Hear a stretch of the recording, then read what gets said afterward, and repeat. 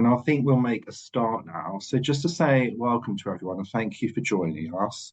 A big welcome from me. I'm Ollie at Bond, and a huge welcome to our lovely partners at Birches Group, who are all things pay and reward, and this is their third webinar with us. We hope you get a lot from the webinar. The webinar is called Navigating Volatility, How NGOs Can Tackle Market and Workforce Challenges, which I'm sure you'll agree is a particularly relevant topic at the moment. The webinar will be recorded and it will be sent round after to all attendees. Also, the slides will be sent over to you, so there's no need to make notes. However, obviously, if you want to, you can. Just pop all your questions in the Q&A box and we'll get round to answering them towards the end of the webinar in the Q&A. I am going to hand over to Bianca from Birches Group now. Enjoy, everyone. Thank you. All right. Hi, everyone. Thank you, Ollie. Before we start, my name is Bianca. I manage our marketing initiatives here at Birches Group. And for those hearing about Birches Group for the first time, we are an international consulting firm, HR consulting firm that specializes in integrated workforce management. And we are also, as Ollie mentioned, a partner of Bond. And if you're looking for salary data both in the UK and in over 150 countries globally, so we have that. For today's webinar, it's going to be all about volatility.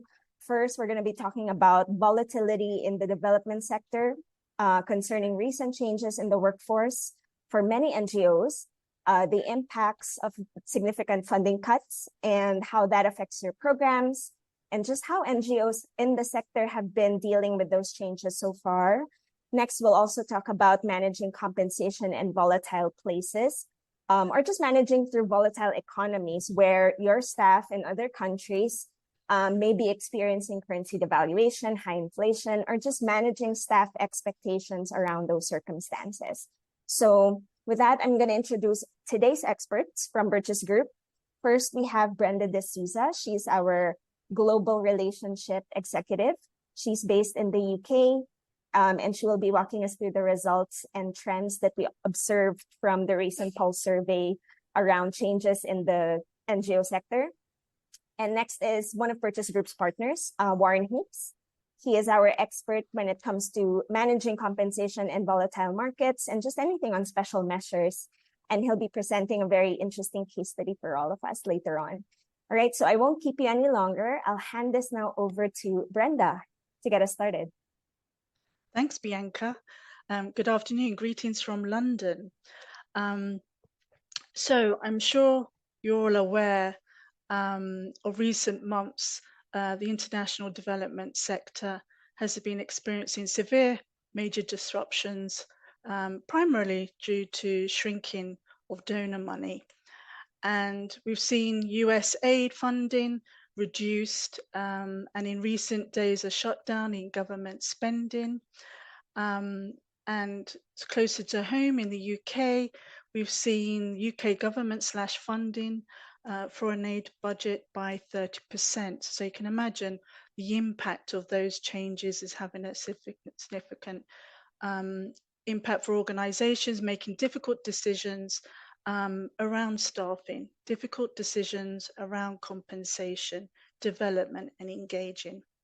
Birches Group conducted a pulse survey. We wanted to understand how organizations are reacting to these challenges, and we specifically asked what actions were taken or planned in these key focus areas that you can see before you around workforce structure, management, employee development, engagement, and mitigation of changes. We invited a small group of companies that we felt represented the charity, NGO, international development sector, all have operations in the UK and have an international presence. We had a total of 15 companies that participated. Feel free to ask questions as we go along, share stories, case studies, just to have a meaningful feedback session. We do have a Q&A session at the end of this webinar, so we're happy to take questions there and then. And you will receive copies of these slides. Okay, at a high level, of the 15 companies, organizations who did participate, over 86%, 80% of companies implementing some form of leveling restructure. This included layoffs and reclassification or redesign of roles. Over half of organizations implemented changes to pay and benefits, included freezes, reduction in salaries, allowances, benefits, and reduced working hours. Again, over half of companies, organizations did pause on promotions and learning and development activities. These changes were broadly consistent. We had asked this group whether these changes were consistently by location across their organization, by headquarters, regional office, and employee groups, and they were consistently themed changes. We're going to take a deep dive into the following slides, really gets into the detail of the Pulse survey. Okay, in terms of workforce structures, so organizations who had reported restructuring initiatives, so of the 15 companies, you can see over 80% of companies implemented layoffs, org redesign, or job redesign initiatives, and that was clearly widespread. 46% of organizations implemented furloughs, and that's in the dark green bar before you. If we look at in terms of the status of those restructuring initiatives, in the green bar is indicated as complete. You can see with 85% furloughs were implemented and layoffs with 61% are close to completion. And broader organization and job redesigns are progressing more slowly than that. In terms of the impact of these initiatives, restructuring initiatives in different parts of the organization, you can clearly see that HQ and regional offices are impacted the most. The highest levels were naturally at HQ and regional in terms of layoffs, and that tends to be the case because given the high overheads at headquartered level.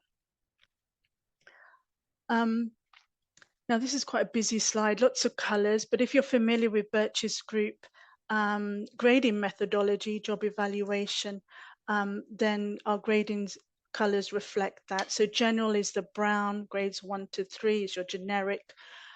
Process is in purple, design focused roles are in green, and leadership, C-suite, is in red. The impact of restructuring across these initiatives at different levels tends to be all employee groups except for general are impacted by at least 50%. With furloughs, the general less so, and at job redesign. Criteria for layoff determination. As you can see, job and program work location, the key factors that determine layoffs, and employee-specific criteria such as performance or tenure were less important.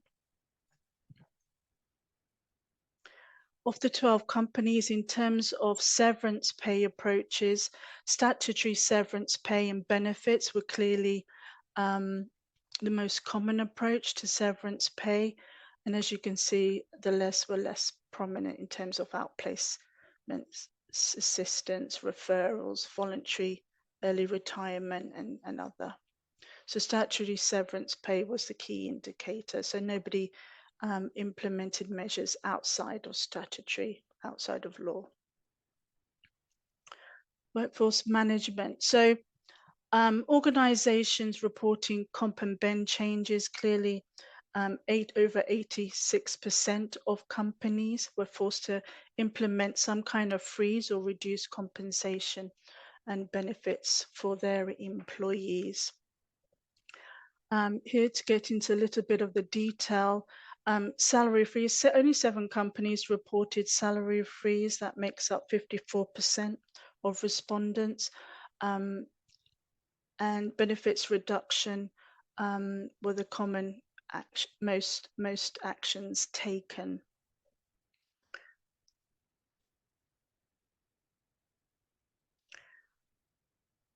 Actions relating to employee development and promotions of the 10 companies. 2/3 of organizations have implemented some kind of plan to freeze employee development programs or promotions. So that's over half of organizations took action in pausing on development programs. Employee engagement activities. Organizations are trying to maintain employee engagement activities. It's fundamental in this time of crisis. And so here at the top, 7 companies have indicated they've retained activities related to health and well-being, but scaled back on entertainment. 4 companies indicated they were not implementing any changes in their staff engagement programs.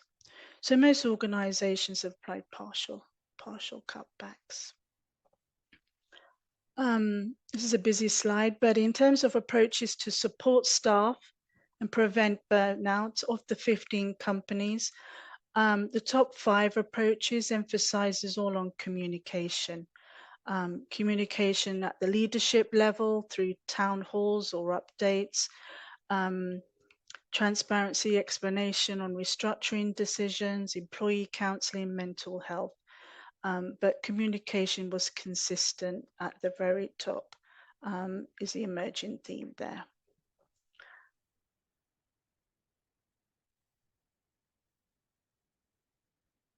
Okay, I whizzed through that quite quickly. We are planning to do another pulse survey to do a touch point on the sentiment, given the restrictions in funding and how that's impacting organizations. Should you wish to participate and register your interest, please reach out to this email below. We're looking to do one beyond 15 companies and invite our Birches Group participants as well. With that, I'm gonna pass on to Bianca. Thank you, Brenda. So I see we don't have any questions just yet. But before we move on to the next section of this webinar, I just want everyone to know very quickly that Birches Group's October 2025 Compensation and Benefits Survey for the UK is now available. If you need access to updated labor market data, bond members can actually enjoy a 10% discount on survey fees. So just email info@birchesgroup.com or get in touch with your representative at Bond, and they should be able to put you in touch with us. Okay, so I'm now going to turn this over to Warren. Thanks, Bianca. Welcome, everyone. I'm just going to try to figure out how to share my screen properly. And one more second. Where's the Zoom controls? I can't. Okay. Now I found it. I think this is the one. Okay. Can you see my screen now?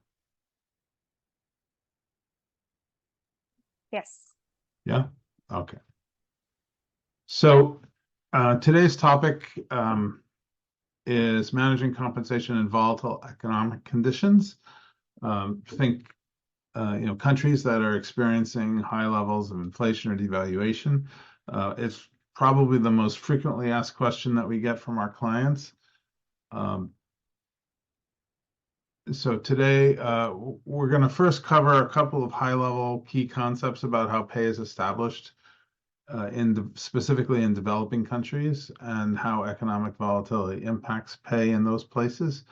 We're going to do a deep dive into Ethiopia, which is sort of a great case study over the last, I guess, 18 to 24 months.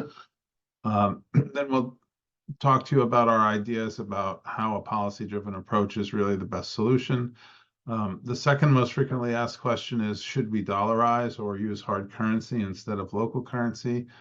The agenda slide here gives you a hint of what we believe the answer to that question is, but we'll go into a little bit more depth of discussion around when you should do it and why generally you shouldn't. And we'll just briefly talk about natural disasters, civil unrest, and then we'll switch over to the Q&A. So in thinking about, in general, how employers should set pay, should you do it according to the cost of living in the country, or maybe use your headquarters location and just adjust by foreign exchange if you're operating in Mali or Timbuktu, which is actually in Mali. Or maybe just look at what's advertised for jobs with similar titles in the country, or maybe even a neighboring country. Or my favorite approach, well, I got the data by calling my friends who used to work in that country 3 years ago. You could do that, or you could use market data, align that market data with a documented compensation philosophy and approach that you've actually thought through and created for your organization. It should be mindful of your budgetary limits, and it should really use a cost of labor approach, that is supply and demand of talent. So in case you're wondering, the ones on the left were not good approaches. The ones on the right are good approaches. Setting pay should be based on a comp philosophy which identifies a specific and relevant market. And one of the things that clients often say to us is, well, I want to be at the 50th percentile of the market. Well, what's the market? If you're a humanitarian organization, it might be very different than if you're a conservation organization, for example. So you really need to not only specify the market position, or say the percentile, but you need to be more specific about who. Pay usually gets adjusted according to market movement. That is, how much did salaries move amongst the group of employers that you've identified as your market? It's independent from cost of living or inflation. It's independent from currency devaluation, while those things might have some influence, and we'll get into that soon. The biggest factor in setting salaries is supply and demand. Just think about it this way: if you have security guards, are you able to fill those security guard jobs? Is it hard or is it easy? I suspect that if you're operating in developing countries, you're able to fill your lower skill level jobs more easily than your high skill level jobs. If you have jobs that require advanced degrees and specific knowledge among the professional ranks or the leadership ranks, there's less of a supply. And so the pressure is to increase salaries for those jobs as compared to the ones that are easier to fill. So always think about it in terms of supply and demand, not inflation or cost of living. And in fact, a key point in a developing country is the shape of the pay curve. We often say that the pay curve in a developing country looks like a hockey stick. And thanks to Bianca, she removed the puck from this illustration because I couldn't figure out how to do that. But you can see, for example, at BG5, which is a mid-level support role, the gap from the midpoint of BG5 to BG6 is about 26%, which is not that different from what you might find in the UK or the US. But between BG 11 and 12, which is, these are senior level professional roles, BG 12 is actually a leadership role, the gap is 84%. So that's the black part of the hockey stick, the part that actually slaps the puck. Now, this is not a particular employers' pay scale. This is actually raw data from a 2023 survey in Kenya. A proper salary scale maybe would smooth out some of the bumps, but it gives you an idea of what we mean when we say that a typical developing country pay curve resembles a hockey stick. So what happens to these great compensation plans and policies and practices that you establish when economic volatility strikes? The answer is it's not business as usual. You need to adapt. So let's talk a little bit about how inflation or devaluation impact different stakeholders. Well, inflation, first, just a clear definition. Inflation refers to increase in cost of living, increase in prices of goods and services. It's typically issued by government statistics bureaus. Almost all governments use some sort of market basket approach, which measures price increases in the country over time. Government statistics, however, are often unreliable, and it's very hard to get current data on inflation. And I'd encourage you, if you're curious, to just Google a couple of countries and see if you can find the official information about what's in the market basket and how they actually calculate inflation.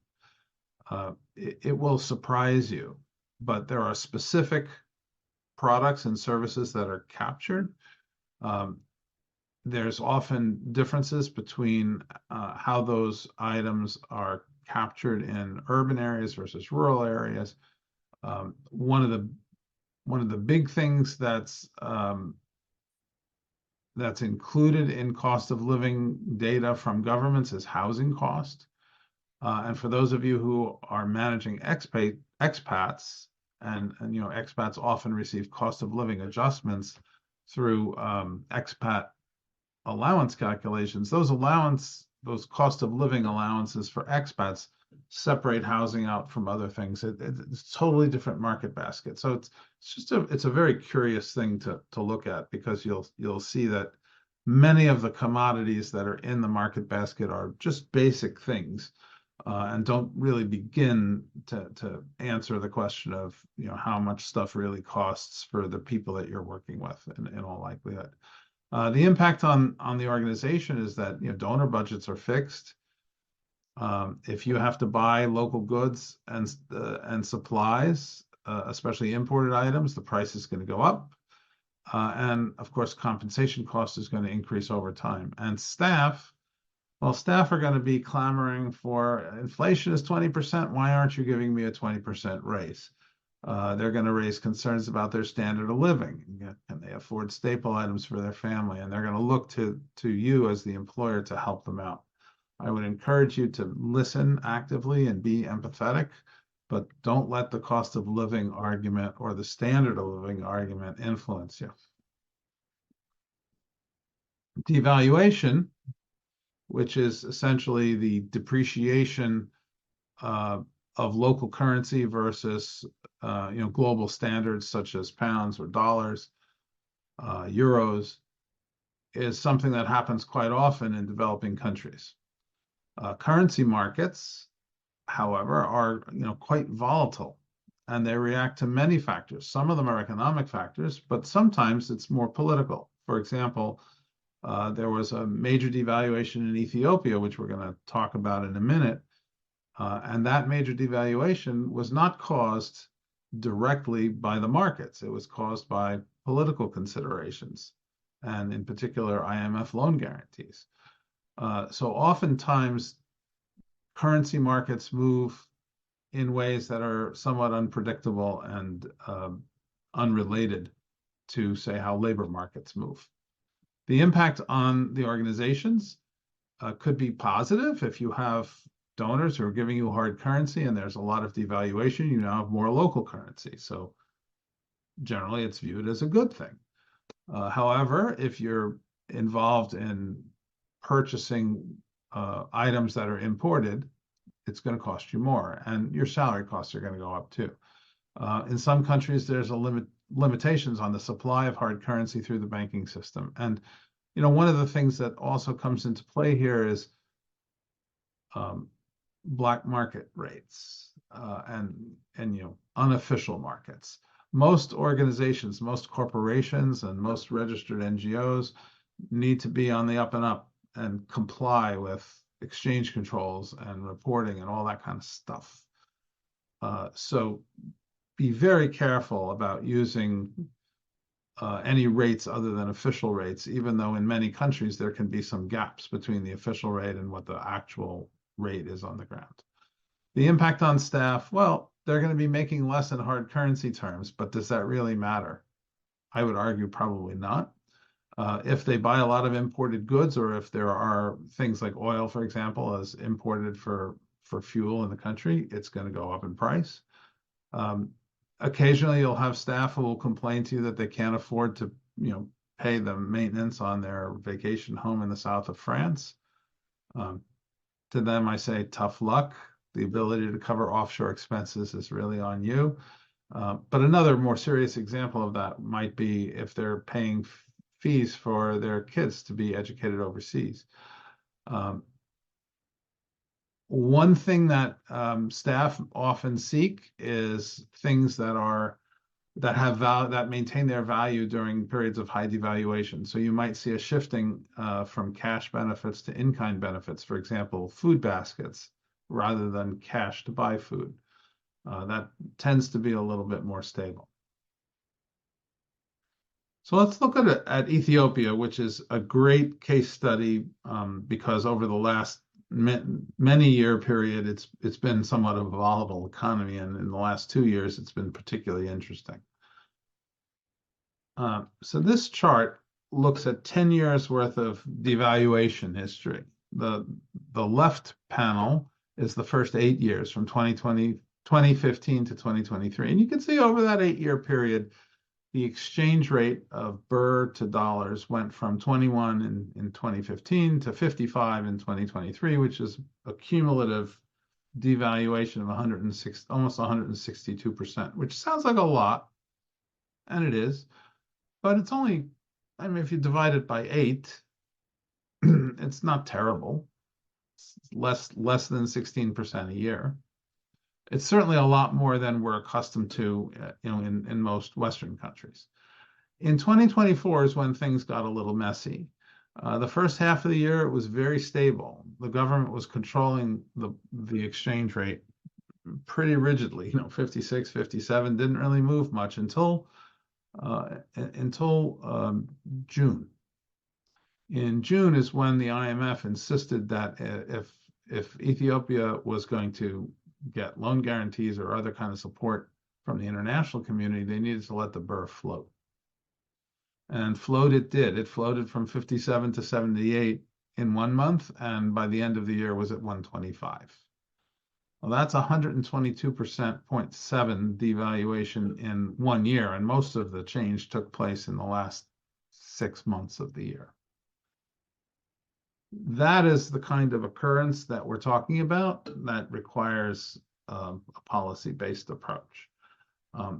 So far in 2025, things have been, relatively speaking, stable. 125 at the beginning of the year, 145 currently, about 15%, which is sort of the historical average if you go back to those first 8 years. Right. Now, during the same period, there was also inflation.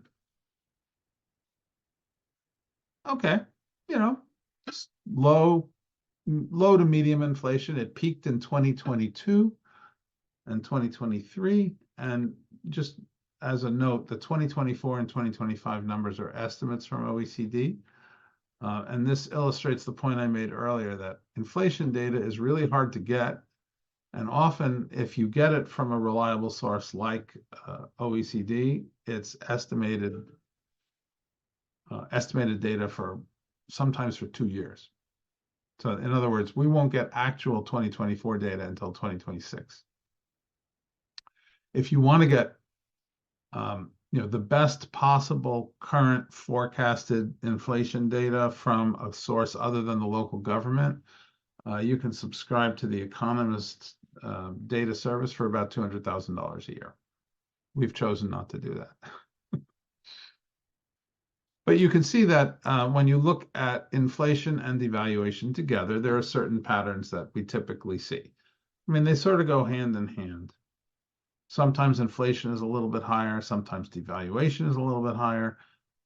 But from the period of 2022 to 2024 in Ethiopia, some interesting things happened. You can see that inflation was very high in 2022 and 2023, over 30%. And the government was controlling the currency pretty rigidly. So in 2023, you have a 30% inflation rate and only a 5.4% devaluation rate. In 2024, and remembering in 2024 is when the big devaluation hit, those numbers get flipped around. And that's why the labor market in Ethiopia has been so complicated for the last 2 years. Now, you might be wondering, okay, great, inflation was this, devaluation was that, what happened to salaries? So this chart shows 4 different views of what happened to salaries. The first set of bars, which says NGO local currency, represents data from our NGO survey for all the employers that are currently using local currency, which we believe is the best approach. But you'll see a little bit later that that's not nearly all of them. And you can see that for professional staff, salaries increased about 17%, and for support staff, about 26.5%, which, if you compare it to inflation and devaluation in 2025, it's not that far off. Inflation was 21. On average, if you take the average of the 17 and the 26, you're going to get somewhere around 21. Devaluation was 15%. So salaries increased a little bit higher than devaluation. If you look at the second set of bars, the hard currency NGOs, these are NGOs who have decided to denominate their salaries in dollars or pounds or euros. Not much of a difference. We also have a multi-sector survey in Ethiopia, and that consists mainly of private sector companies and embassies, development banks, and other donors, which generally pay more than the NGO sector. And I looked at that data over 1 year. That's the third set, multi-sector 24-25. You can see the salary increases there are much higher. And then over a 2-year period, and in particular that last green bar at 149.7%, what that says is that support staff in that multi-sector survey increased almost 150%, which is almost in line with the devaluation over a 2-year period. So there's different markets in Ethiopia, and they behave in very different ways from each other. But I think one of the things that this chart illustrates is that the labor markets move independently from inflation and devaluation. They're really not correlated. They're influenced, but not correlated. Now, as I briefly mentioned before, Ethiopia is a particularly challenging market because it's bifurcated. And that is, amongst the over 90 employers that we have in our NGO surveys in Ethiopia, we've been forced to split it into 2. 35 of those employers, or 37.2% of the market, are denominating salaries in local currency, and 59 or 62.8% of those employers have dollarized or using other hard currency references. Now, all of the numbers are stated in local currency terms, but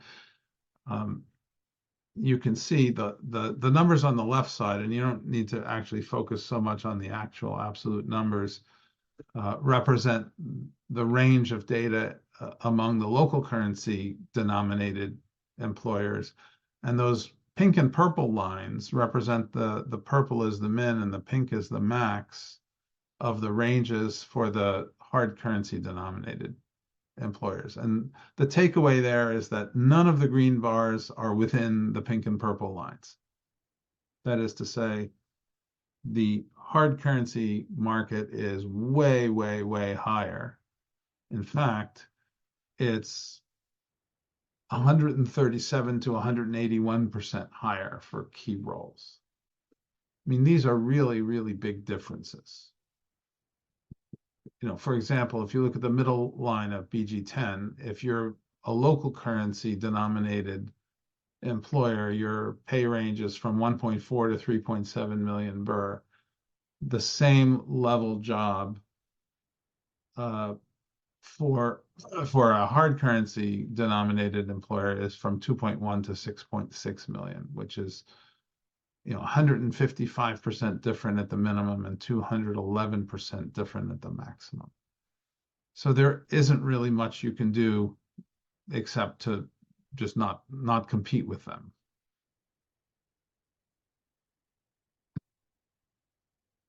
So what typically happens in a country when economic volatility occurs? And with all due respect to those who may be fans of Cheers, this is what usually happens. And this reminds me of a scene from, sorry, not Cheers, Friends. It reminds me of a scene when Joey says, "How you doing? How you doing?" And they go back and forth like a ping pong game. What typically happens is that the NGO committee, HR committee meets at the end of the month, and they all sit around the table and they ask or think, they ask each other or think to themselves, well, what should we do about the crisis? But nobody does anything. They're just waiting to see what everybody else does. And that's not good because it delays whatever response you're going to take. So you need a policy-driven approach, and this is the approach that we advocate for our clients. We refer to it as special measures. You should have a special measures policy, which would enable you to provide consistent and fast responses to crisis situations. The goals of having such a policy are to maintain, I'll take the word office out. This is a slide that I recycled from 2016 before we had remote work. Maintain operations, address staff anxiety, demonstrate responsiveness, which is responsible. That is, you need to do something, but what you want to do is make sure that you don't go overboard. Maintain a linkage to the established pay practices that you have. If you're a market-driven employer, if you're measuring yourself against the market on a periodic basis, don't abandon that. And most importantly, you want to be able to respond quickly to the situation on the ground, quickly meaning within days, and hopefully without a lot of bureaucracy. And the benefits of a special measures policy are you'll set a precedent for how the organization could respond if the same situation arises in another country, and trust me, it will arise. It's sensitive to your budget and your resource constraints, linked to the market. It's important in the community that if you take steps to address a crisis, people are going to talk about it, and you're going to want the buzz around what your organization did to be positive. You also have a fiduciary responsibility to your donors.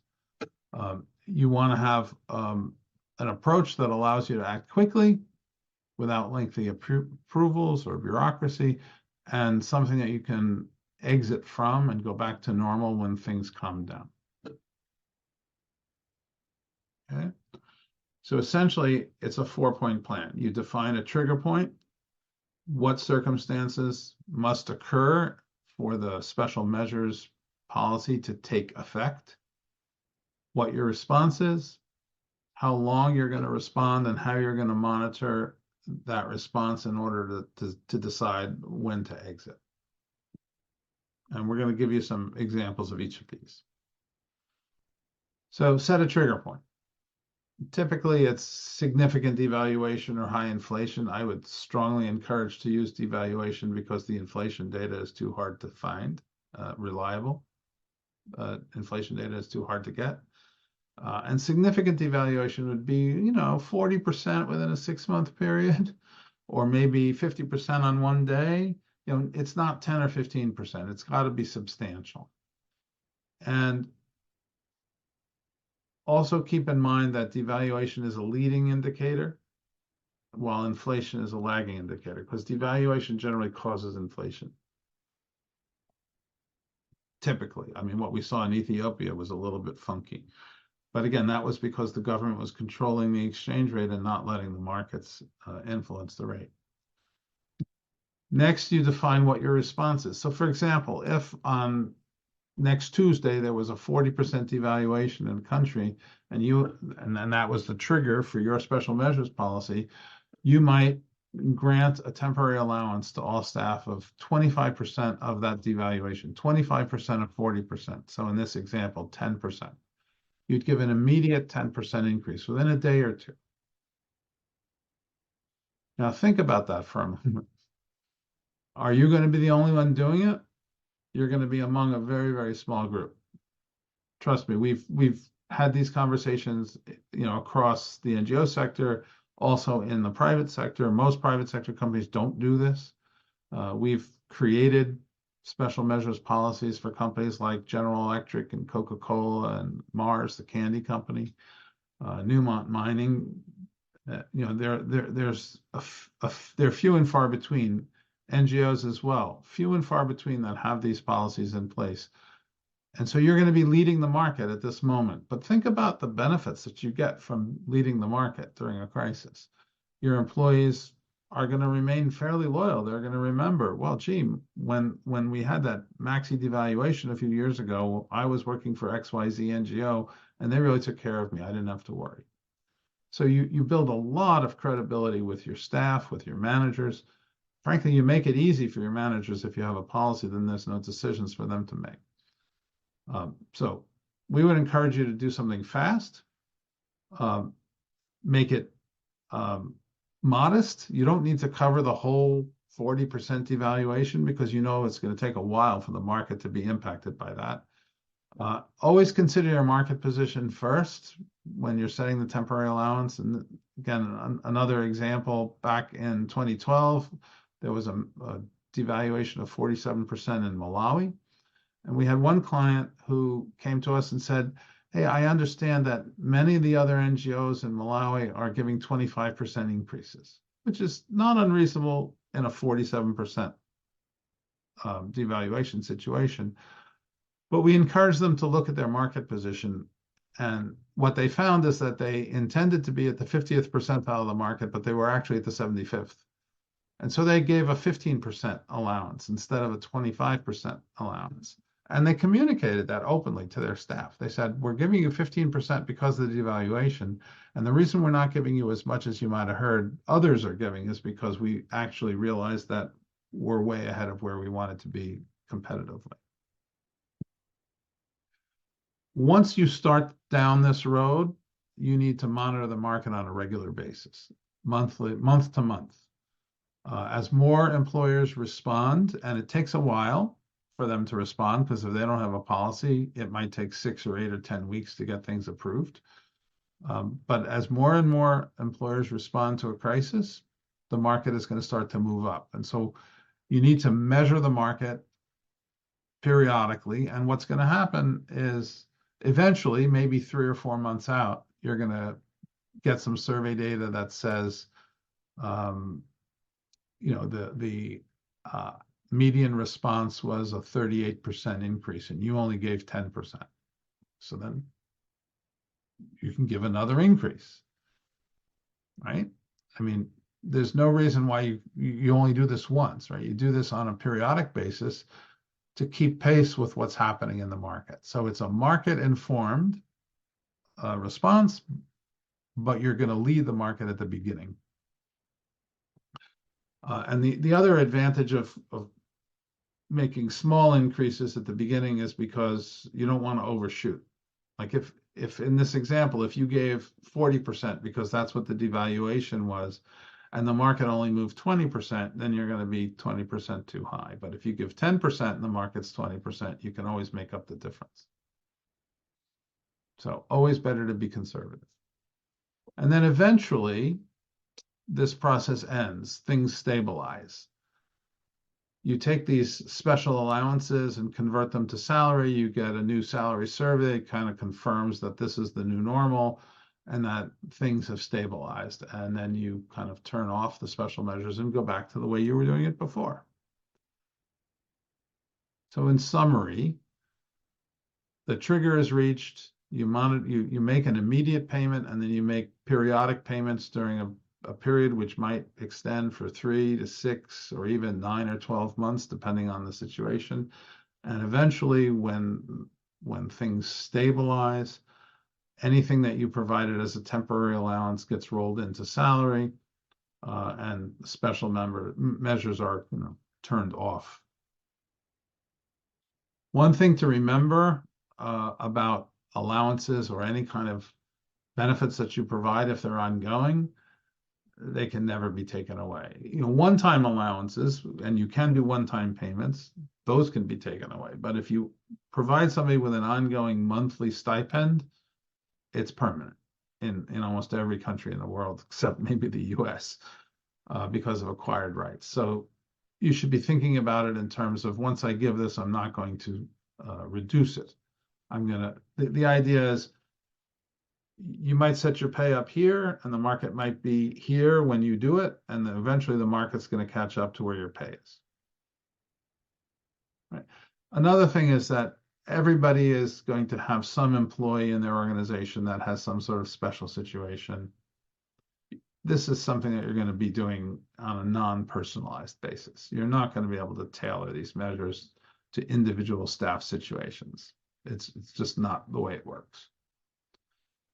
One of the most important aspects of a successful special measures approach is communication, and clarity. You have to communicate a lot. Employees want to know what they can count on from their employer. They're going to ask you to keep them whole. They know you're not going to do it. But what we find is that organizations that have these policies in place and communicate them in advance of a crisis actually set expectations that are quite positive and realistic for staff. Regular communication is key. Tell them about the policy when you establish it. Give them examples of when you would use it. Remind managers and staff about how the policy works. Always be empathetic, because these kinds of crises affect families differently depending on their own individual situations. But always emphasize a link to your fundamental compensation philosophies and labor market competition. Now, one of the corollaries that is often asked, as I mentioned before, is how often we get the question, well, can't we just convert everybody to dollars or pounds or euros or Swiss francs? So if you remember one thing from this presentation, it's going to be the next slide.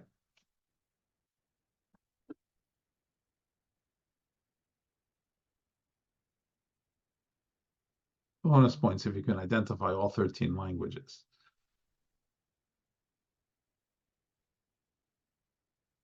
In any language, the answer is generally no. Now, I just want to make a note. This slide is from a presentation I did on this subject in 2016.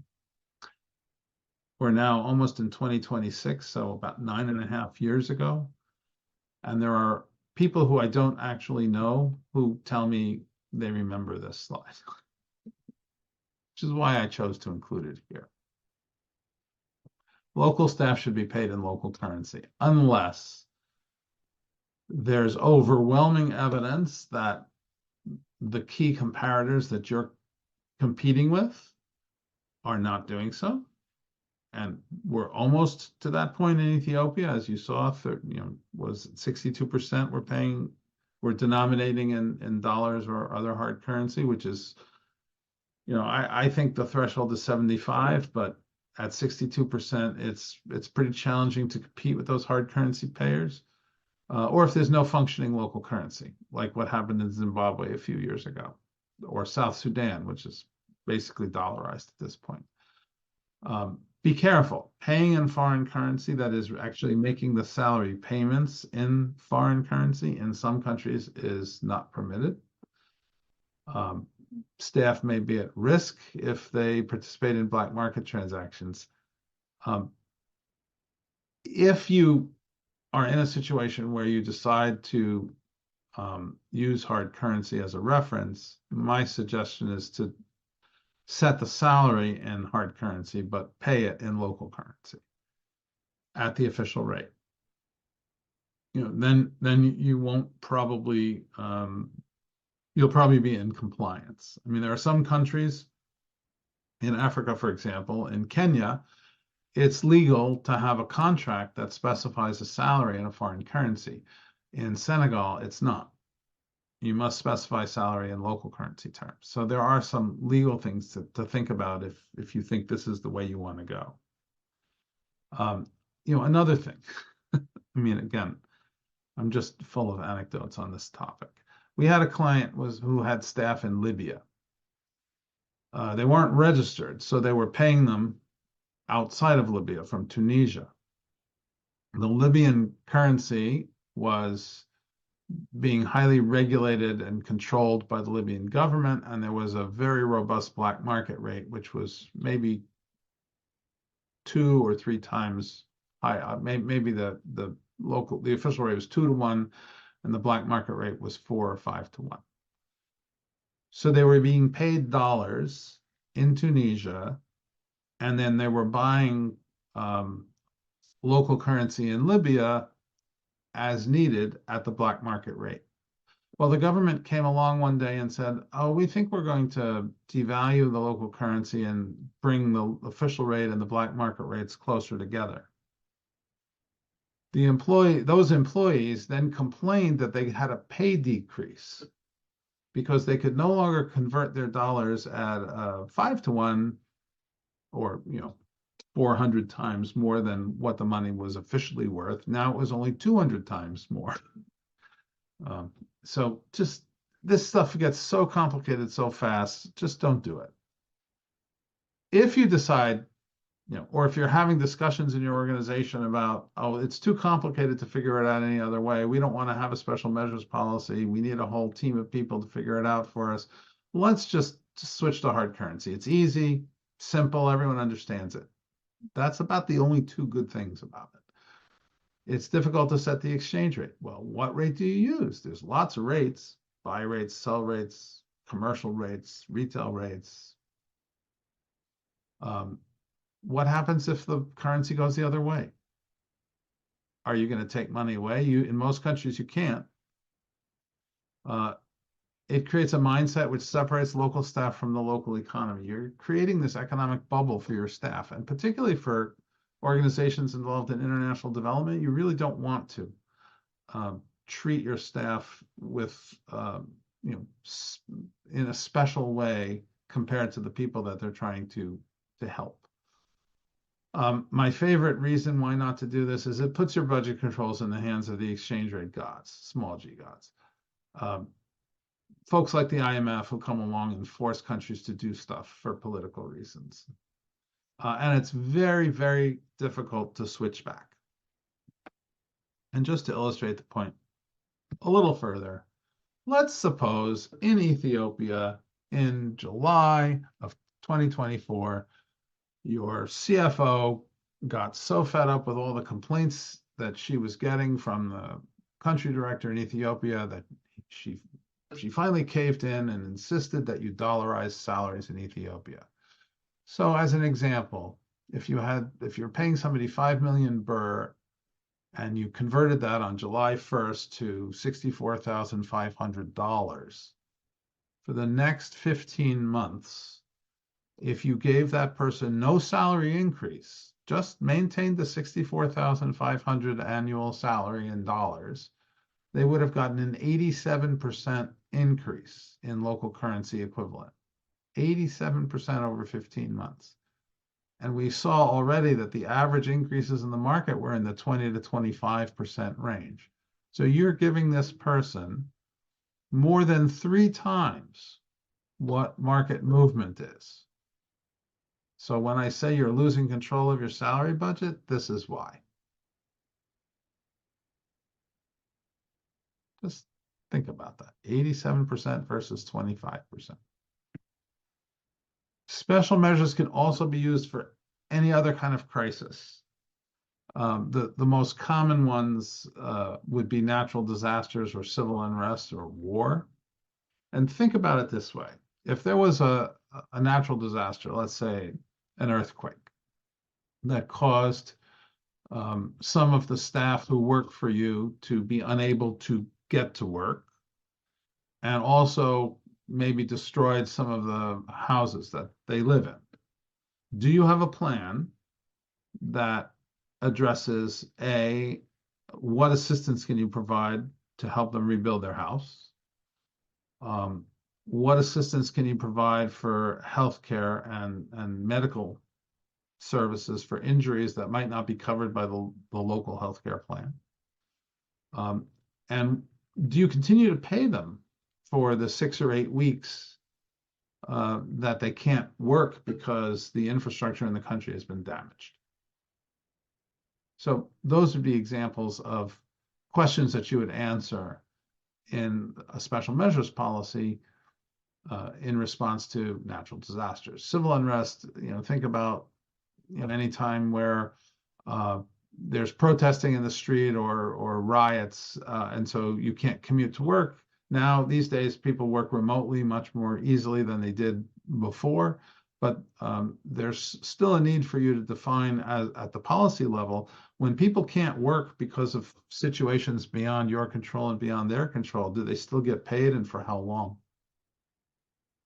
So special measures is not solely for addressing high devaluation, high inflation situations. It can also be used for other types of crises. And last but least, the importance of clarity. As an employer, it's the labor market that determines the level of pay. It's not inflation, it's not devaluation, it's what are other employers doing? Special measures are temporary, supplemental actions that you take. It's not a replacement for having a proper compensation program in place.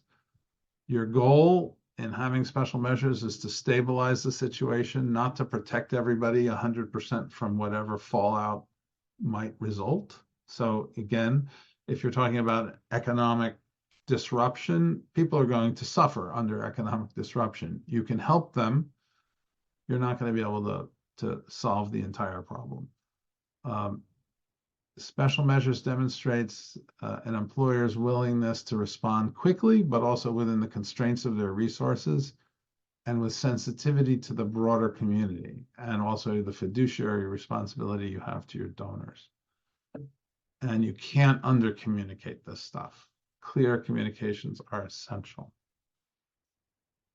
So 3 things to keep in mind. You should pay careful attention to labor market movement rather than using inflation and devaluation in volatile economies. You should have a policy, not ad hoc approaches. And of course, to do this, you need good market intelligence, which not coincidentally is the business we're in. In terms of additional resources on this subject, we publish the Purchase Group Market Monitor twice a month, which gives you a quick summary of economic conditions around the world, not the whole world, just the world that is experiencing higher than normal levels of devaluation. It's free, but you have to subscribe. There's a link when we send out the deck. You can click that link to register. And then there's our website and that info@purchasegroup.com email if you want to reach out to talk to us about any kind of issues you're facing with volatile markets, or if you want some help developing a special measures policy. And this is the slide that Bianca stuck in the back, which summarizes all of the services that Purchase Group offers to our clients. That's it. Okay. How are we on time? We have 2 questions. I want to be respectful of everyone's time. Maybe we can limit it to 30 seconds per question, just so we can let everybody off, because it's already 9:01. So we have one here where there have been actions related to salary and layoffs. Can you confirm if there was a trend for taking action focused on leadership roles, management, or more junior roles? Anyone want to take that? Yeah, I can take that, Bianca. Yeah, no trend. It was consistent across all levels, but it's a great question. And we'll do a deep dive in our next pulse survey and go into the granularity if it does differentiate by employee group. Is that 30 seconds, Bianca? At less. Thank you. And also, could you remind us what period the pulse survey of 15 organizations covered and what was the scale of the organizations? Yes, sure. So we conducted this survey in August, I believe, August, September. So we just published the results. It's hot off the press. Stay tuned for the next update. So if we would like to invite bond members to participate in this survey, and we'll also extend to our purchase group survey participants as well. So we'll have a wider general consensus in terms of the sentiment in the market. The initial group was our most of them were members of our NGO advisory group, which are larger NGOs that have broad international presence. So mostly bigger organizations. Yes, with headcount minimum at least 1,000 to 10,000 plus. Yeah. All right, so that's it. Before we wrap up, again, if you're looking for salary survey data for the UK or any country in the world, feel free to email info@purchasegroup.com and just tell us that you're a bond member so you can avail the discount. And that's it for today's webinar. I hope everyone enjoyed the session and thank you again for attending. All right, thanks, everyone. Bye thanks, now. everyone.